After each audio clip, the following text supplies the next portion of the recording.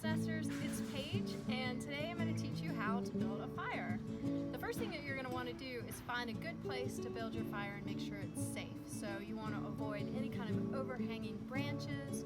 You want to make sure that you have some kind of a fire pit or a fire bowl, and you want to make sure that it hasn't been too dry and there's no fire warnings. The other thing you need to do is, if you have long hair like me or long sleeves, you need to push them up and put your hair up as well. We want you to be safe when you're handling flames. The next thing you're going to need to do is gather your fuel. In my case, I'm using wood, and you're going to need to have several different categories of wood. First thing that you need is kindling. Kindling are these little tiny pieces of wood that catch fire easily and burn very quickly.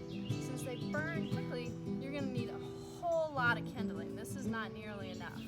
I actually have probably 2 big handfuls of kindling that I'm going to use, and that might not even be enough. So you want to make sure you're really prepared with lots of that kindling. Pro tip, you can also use things like waxed cardboard or even dryer lint, which burns very quickly to help you start your fire. The next size wood that you need is things that are about a little bit bigger than the diameter of your finger and about a foot or so long. If it's longer than that, you can snap the wood into sizes that are more manageable for you. Make sure it does snap and then it's really dry wood so that it catches fire easily.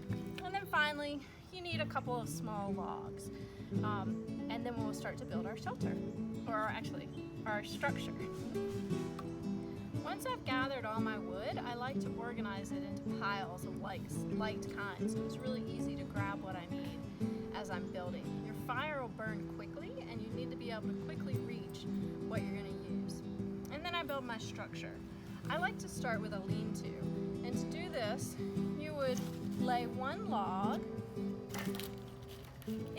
in your pit or wherever you're going to build your fire, and then place the kindling in a bunch leaning against that log. You don't want to put too much there, and you'll add more as you go. Just bunch it up together. If you have some kind of a fire starter like dryer lint or waxed cardboard or like a fire starter patty, you can put that under there as well. And so now you have your structure. After you light your match, you can add more and more wood to it as you go.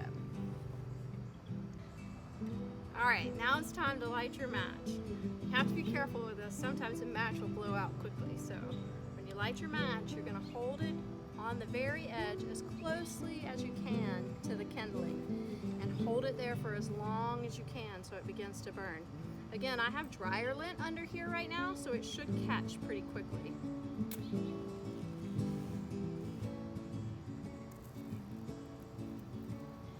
You can see that the dryer lint is very flammable, and hopefully that means that it'll begin to catch my kindling.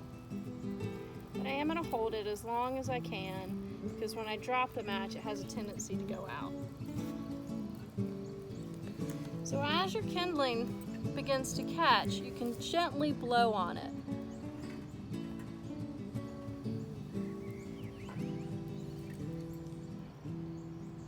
Another thing to think about when you're building your fire is being able to get away from your fire in case it flares up.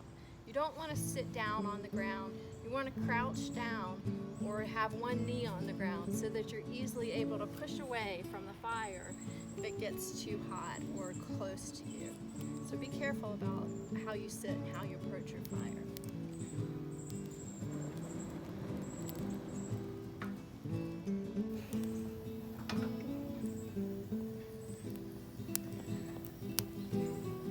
Once your fire really starts to burn, you can start to add other bigger pieces and your logs.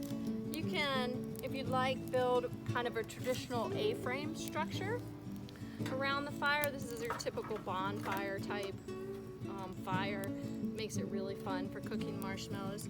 Or you can make a log cabin formation around the fire. Whatever feels good to you.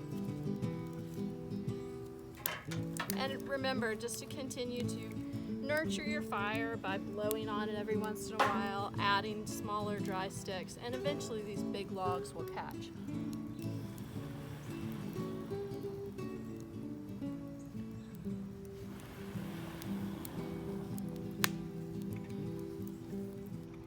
Once you have a nice bed of coals and your fire's really burning, you can sit back and enjoy your fire, just adding a few sticks or logs every once in a while. Sit back, make some s'mores, sing some songs, tell some stories, and just enjoy the crackling and the beauty of the fire. Once you're all done, make sure you put it out really well, thoroughly, with lots of water. You could try blowing on some of the coals as well to make sure that it's thoroughly extinguished before you go in for the night. Enjoy your fire building. Bye.